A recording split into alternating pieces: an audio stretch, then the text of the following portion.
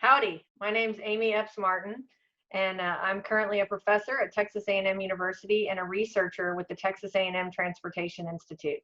I've been in the industry for 27 years, including my Ph.D. at the University of California, Berkeley.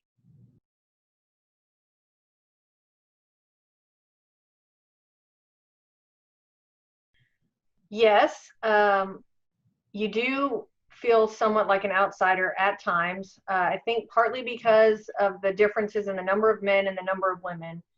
You have to realize that there's just a different standard for you as a woman. So to get acceptance, you have to be at the top of your game. You have to fight for respect all the time, and you just have to know that going in, and you have to stay positive and surround yourself with a team of positive people. Having said that, I also have had great support from men in this industry too. I think some of them are very impressed that you can do it all. You might not be able to do it all at 100%, but that you're trying to balance your life and contribute to the industry.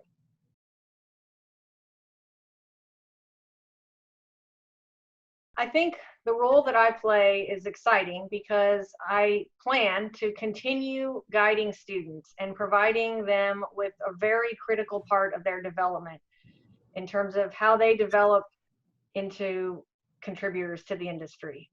And hopefully I'll be able to stay in touch with those students, and as I have over the years already, and see what they do and see what their career path leads them to do. And generally I'm just very proud to be a part of that process.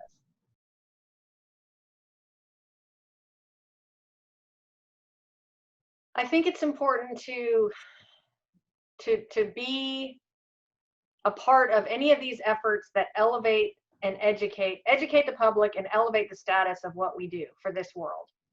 So, I work in a department that's diverse across different areas of civil engineering, but they don't really know what we do, and they don't think it's very exciting. And, then you have your friends, your personal friends and your family that also don't know what you do. And so I think anything that we can do to educate the public in general and to elevate how important what we do is and how much money is and time and effort goes into it is a good thing. So I think that this type of an effort is good, just to get people talking about it.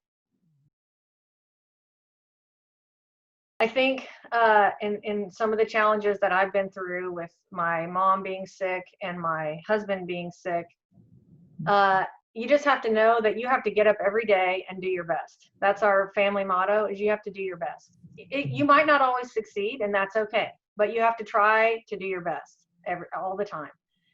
And I would also tell women that you don't want to sacrifice your life. You don't want to sacrifice your life.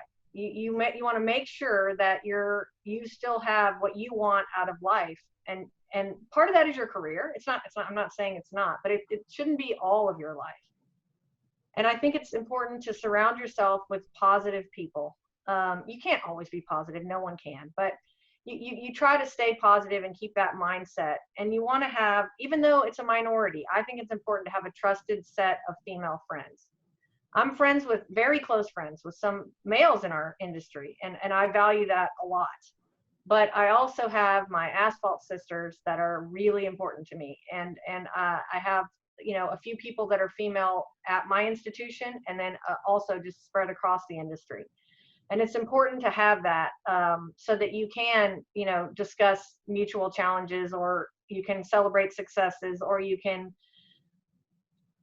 just be there for each other as you go through life.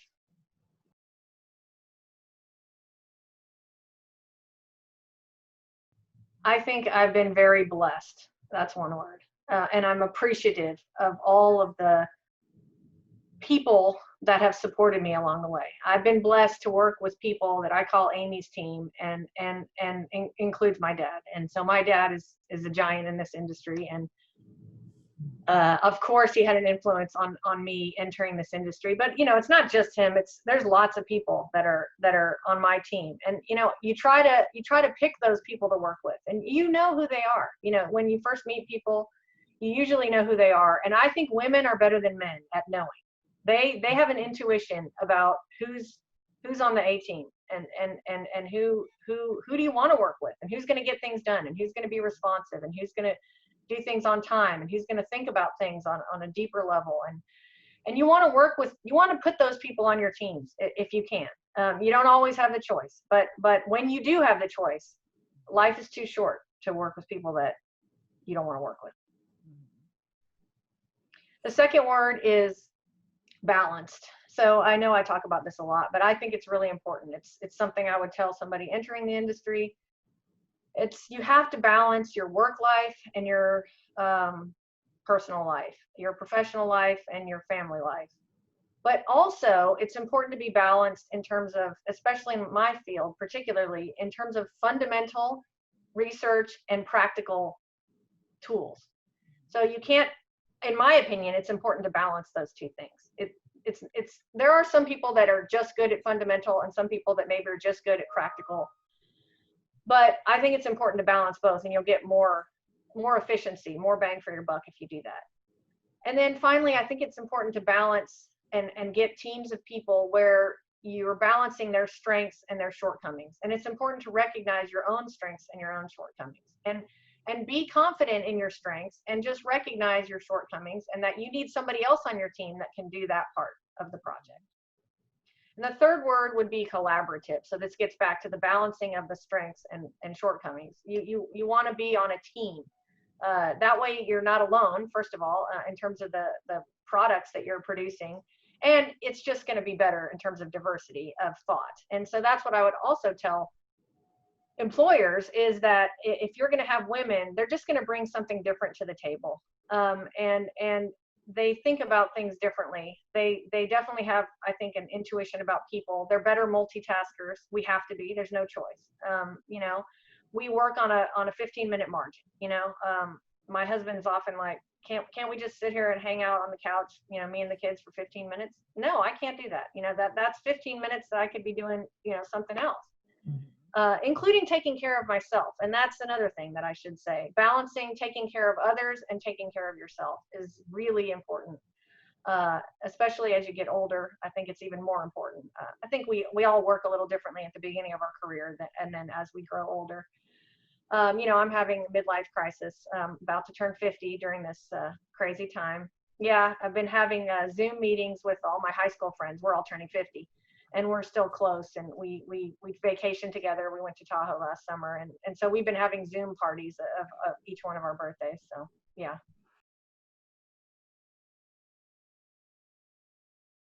Well, first, I'm very honored that I was selected, and I know that somebody had to nominate me, and so I'm very, very appreciative of that. So it's a big deal to me, and especially when you're feeling underappreciated, things like this that come along, it's a big deal.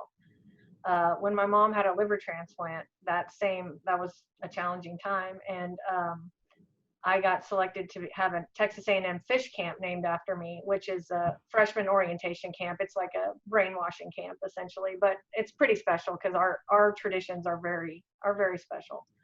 But anyway, anyway, to be nominated to have a fish camp named after you was a big deal, and it came at just the right moment. So this also is pretty neat. So what do I want my legacy to be? That was a hard, challenging question.